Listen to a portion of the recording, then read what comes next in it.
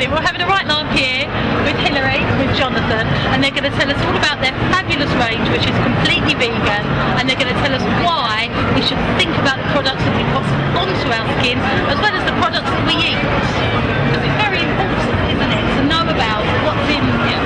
I think that's true. I think that people, for a long time now, people have thought very carefully about what they eat and haven't extended the same logic to their skincare. You know, that what you put on your skin ends up in your bloodstream. But I think through media, Sarah Beanie's programme, lots of people are becoming more and more aware of the fact that what you put on your skin does end up in your bloodstream and can have an effect on your health. So I think that there's a big upsurge in people wanting natural products. We've been in this business for 10 years because our background is as therapists. We're both homeopaths to begin with. And we started the company really because a lot of our patients had eczema and we wanted to find a cream that would be suitable for them. And we wanted something that didn't have petrochemicals, didn't have parabens, propylene glycol, any number of chemical nasties. We wanted to have something which was botanical and natural, but that really worked. You know, something that was hard working with a lot of good botanical extracts. And that's kind of what we have. Originally we were called the Barefoot Doctor Company because there's another chap who calls himself the Barefoot Doctor who writes articles, books. And the reason was because the Barefoot Doctor always symbolised what we were trying to achieve. He was a mythical figure that went around the villages handing out medicines. Chinese folk hero. Barefoot Doctor, Chinese folk hero. And his bare feet, that's why we call the Barefoot Doctor. And so we were originally the Barefoot Doctor Company, then we changed to Barefoot Botanicals. But that was sort of really said to us, that's what we wanted. It was like down to earth products that really work. But they're also very inspiring as well.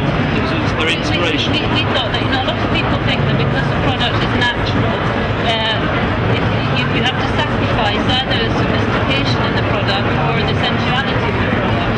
And we wanted to try and make natural products that were 100% natural, because I'm sure you know that a lot of products on the market that claim to be natural have about 9% natural and about 92% chemical slurry in it, whatever. So we wanted to make sure they were really natural.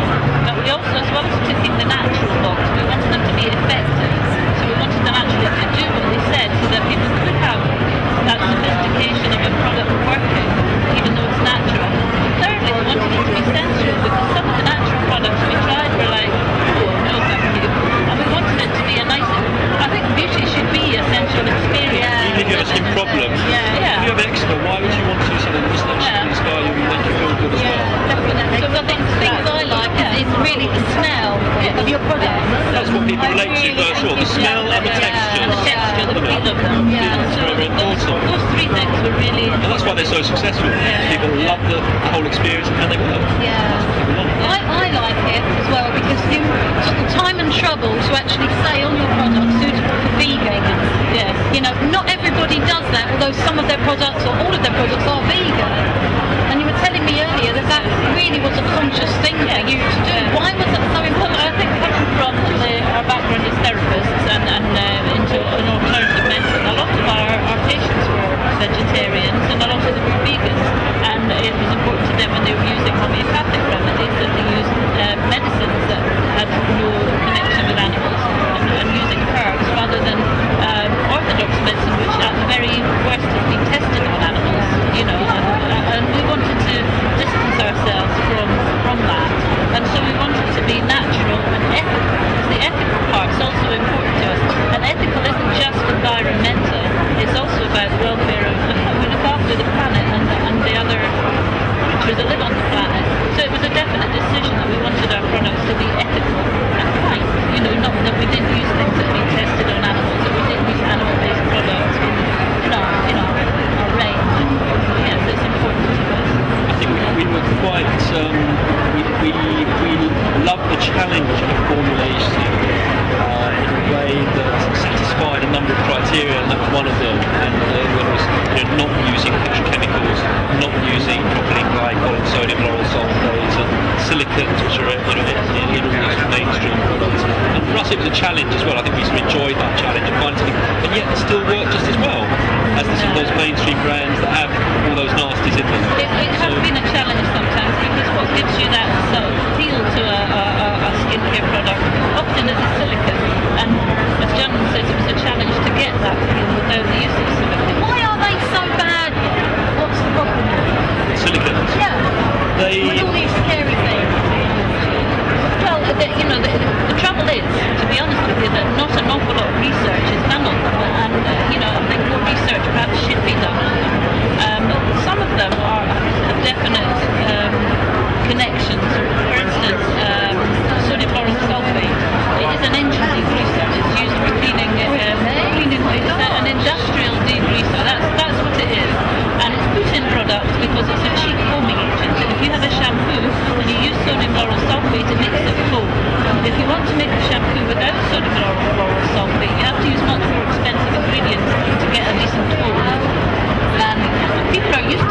promoting cleanliness with frothiness. It's not true, really, but that's how people feel, and that's what that particular product, the ingredient does.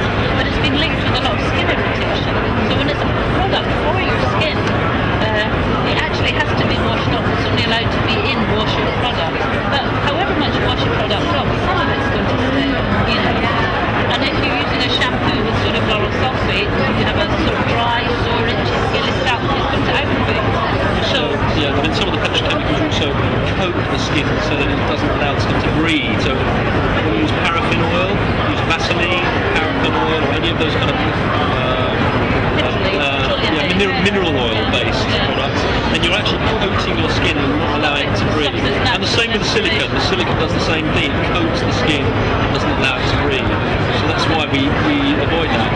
But it does mean then you have to find other solutions to get that kind of quality of texture, for example. We thought we'd done that, and that's why we're so. What's your secret ingredient? Oh, well, Can you we have to kill you if you okay, let's told talk you. about this one. Okay. This is our instant use serum. This is one of our new. This is one of our new products, and this is a fantastic product. And it's like a beauty flash balm. It lifts your skin. But the secret ingredient in this is an ingredient that grows on the island of Reunion, and it's been used for centuries in Reunion for medicinal purposes. And what it does is it acts a little bit like a natural Botox in that it softens the wrinkle muscle for 3 to 4 hours. And it does actually give a Botox-like effect, very gentle and soft, not like a rigid mask, but it subtly softens the wrinkle muscle. And so it's great for a flash balm. And of course, as with all our products, it's packed with really good botanical extracts to feed and nourish your skin at the same Most time. flash balms, when you finish your 3 or 6 hours, whatever it is, you're back to square one. With this product, you've got the ingredients in there that actually work on a long-term basis, But and that's what's so different. the ingredient's called Acmella oleracea, and it's our secret. It's not a secret anymore, just told you. But it's a new ingredient. We're actually the first company to be using it. In that way, certainly in Britain, and it's fantastic. And it's all natural, vegan, animal cruelty. Vegan. Yeah, absolutely. So when you said you started 10 years ago, did you start with one product and then it boomed? It actually started originally, the very first incarnation of our company was my daughter came home with head lice, and we didn't want to use an organophosphate product on her, and so we decided to make one ourselves, and that was our first product. Shortly after, we realised we were actually having some success with it because we're therapists and had a clinic and treating a lot of people with eczema. We decided that it would be good if we could put our brains together and find a cream that we could recommend to eczema patients, because there currently wasn't nothing that didn't have petrochemicals in. And so we used to make it in my kitchen. We used to literally make our it in arms my up kitchen. to Up to here almost in ointment base. Good, you come out feeling soft and lovely. Friends would come in and they'd be recruited as well. If you're going to be here for a while, get your rubber gloves on and get mixing. And we used to do it, jar it all over the place and everything. So it's grown. 10 years ago we were making it in my kitchen, and now whilst we're still a small company, it's really growing. So we're proud of what we've achieved. We really believe in our products and we really believe in what we're doing. And I think it's great that the natural skincare market is growing so much and there's so much more interest in it now. And when you see big companies like Boots making really natural products, which they're starting to do, it's not because I believe being a bit cynical, they have this great interest in being ethical, because they can see there's money in it. Oh yeah, But we've been doing it for years because we believe in the but it's a good thing that you can see that it really is driving the market forces now, making people think twice about what they're producing, because they know it's not going to be popular if it's full of dubious chemicals. And is there any last-minute tips, Hilary, that you can share with the Veggie Vision viewer, something that they can do, or look out for if they're looking to change the product that they currently use? Just natural is the key, and make sure that when the product says it's natural, that it is actually natural. Because as I've said, you can say you're a natural product with just 1 or 2 natural products. So natural, organic, that's really the secret. And obviously, what you put into your body, drinking plenty of water, taking essential fatty acids. I think I'm a big essential fatty acid fan. Looking after yourself on the inside, as well as taking a lot of care as to what you can do on the outside. I think that's the key to a healthy skin and a healthy life. That's fantastic. And Hilary looks amazing. So obviously a wonderful advert for her product.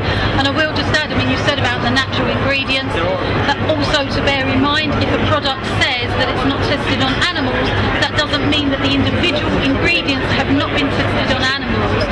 So really look much more into it. Don't just look at a product and think it's not tested on animals, because every single ingredient, whether it's natural or not natural, probably not natural, that could well have been tested on animals. So that's something really, you know, it's a bit of a con, I feel, in the industry. There's a lot of cons. We're just having a discussion today with Joe Fairley, beauty Bible, who's very well known in the industry, and she was saying that, you know, it's one of the few industries that is really under-regulated.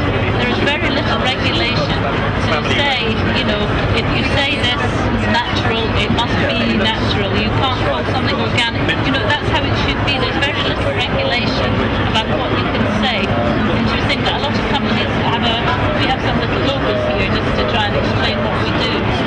She said some are making up their own kind of eco-cert stamp things, you know, which is, you know, it's just that we shouldn't be allowed, but the industry is not very well regulated. So that may change. As I say, for consumers who don't always know, you know, if you look at our list of ingredients, some of them, they sound like sounds like a chemical, and it's actually vitamin E. So it's very hard to know what's a chemical and what's not a chemical if you're not well versed in it. So it's a bit of a minefield. And I think that better regulation would safeguard people against that kind of double standards. And I think as well, you know, support the people that actually get out there and say it's natural, it's vegan. You know, you can tell, I think if a company's going to take time and trouble to put vegan on their product,